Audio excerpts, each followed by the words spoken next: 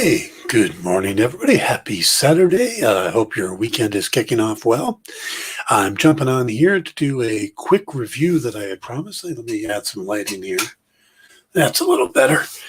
A quick review I had been promising about the recent DC animated film Batman Soul of the Dragon. Yep, this is a martial arts style, maybe 1970s-ish type film, something that Bruce Lee would have done in live action. Very Enter the Dragon type film. I'm not sure where this fits in the DC animated universe at this point. They've recently rebooted it. We had the New 52 style for a while there, and that concluded.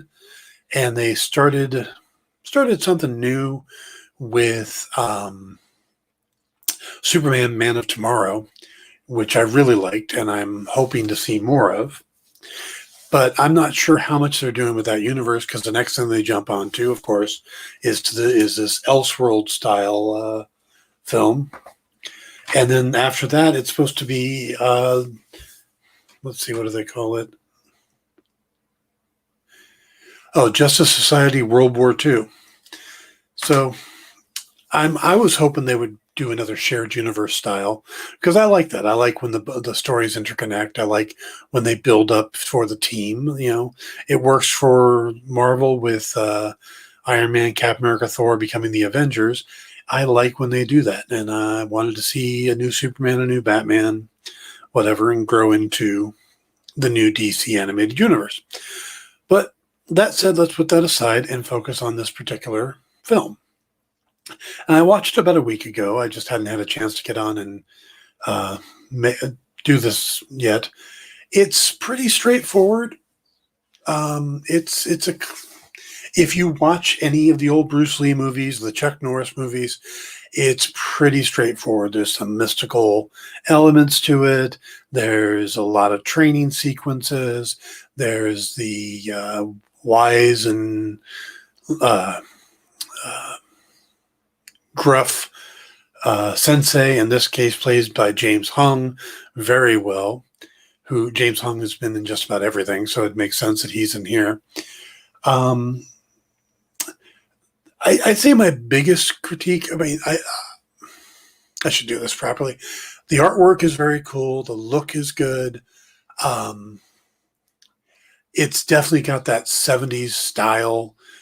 Just look at the picture here. You can see the bronze tiger in the background there. Is just straightforward 1970s. He could be Luke Cage at this point. It's, the yellow shirt, it's the 70s. Lady Shiva looks like the 70s.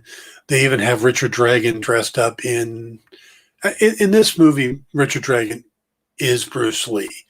It's just straightforward. It's basically he's the Bruce Lee part. The problem is Batman doesn't fit. That's the weirdest part. David Giuntoli, or I don't want to mispronounce his name, but from Grimm, does a fine job as Bruce Wayne / Batman.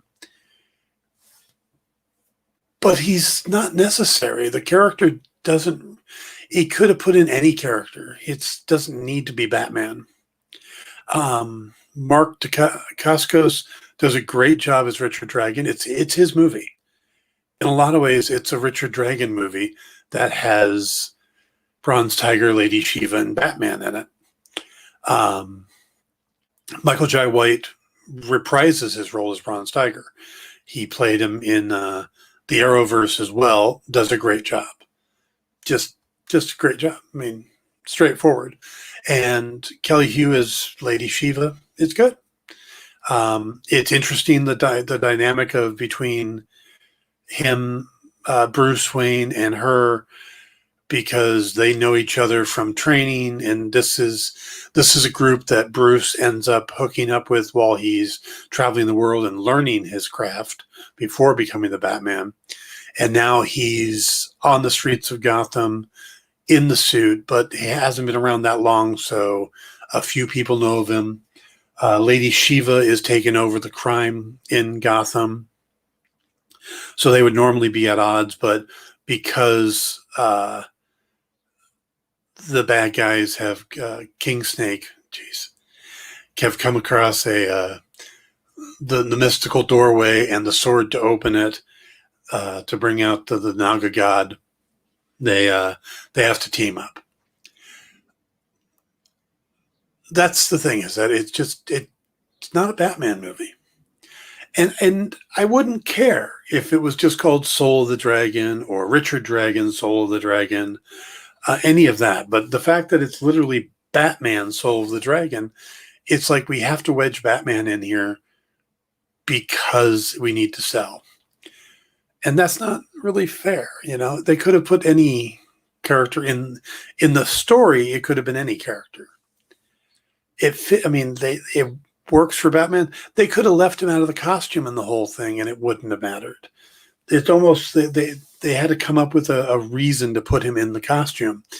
Why would he come out as Batman? Why would he let these people know he's Batman? Why would he go to Lady Shiva knowing that he's Batman? He could have stayed as Bruce Wayne for the whole movie and it wouldn't have made the difference. It wasn't like, it had some effect on the people that he was in costume. That said, it's a straightforward story. It's however long it is, an hour and a half. It's entertaining. Again, if you like martial arts films and you want to see Batman in that style of movie, here you go. Richard Dragon is a good character, not very popular. He showed up on Arrow as Ricardo Diaz. More recently, Richard Dragon's been kind of a bad guy. He was a good guy originally. He's more of a bad guy now. And Kirk Acevedo, who played him on Arrow, did a great job. He was a villain for almost 2 seasons. Again, Michael Jai White as Bronze Tiger was great on Arrow. Kelly Hu played China White on Arrow. So these are all actors who have played on Arrow, except for David Giuntoli. It almost felt like a CW show in a sense, but just in the 70s. I liked it. It's fun. But I really wish they would focus on the shared universe if they are doing that. That's just my preference. These little one-offs, these little Elseworlds are fun. They do that with Batman a lot. They did Gotham by Gaslight. They did Superman Red Sun. Those are fun, and I enjoy those. And that's a good place to do them in the animated movies because they could focus on them. They did Batman Hush, and probably my least favorite of them just because how much they changed the story. I'm a huge fan of the Hush story. But this is not really pulling from source material.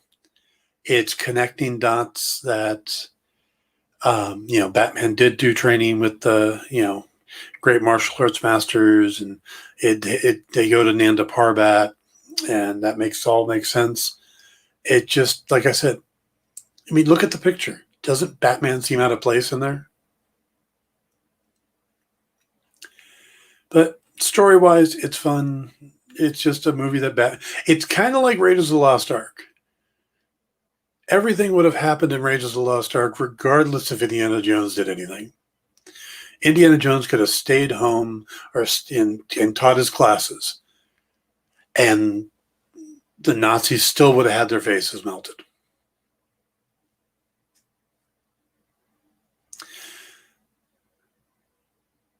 Just let that sink in. I know a lot of people know about that, but I still find that fascinating. So Batman didn't really add much to the story.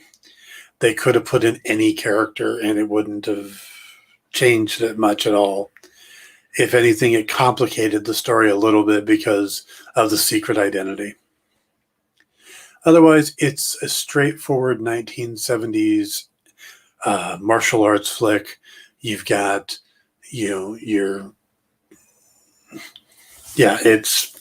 Richard Dragon is almost like a Bruce James Bond type. He gets pulled in when he discovers that they've found the doorway that their master was supposed to guard, and there's a lot of past or flashbacks to training sequences and what was going on in Nanda Parbat. And like I said, it's a fun Elseworld. It's good to watch. Like I said, the big knock is that I'd like to see DC have more confidence in their characters to be able to put out a Richard Dragon animated movie or a Bronze Tiger animated movie without feeling like they have to attach Batman or Superman to it. There's some great DC characters who could have their own animated movie, and I think they would do great. Okay, maybe not great, but I get it from a business point of view.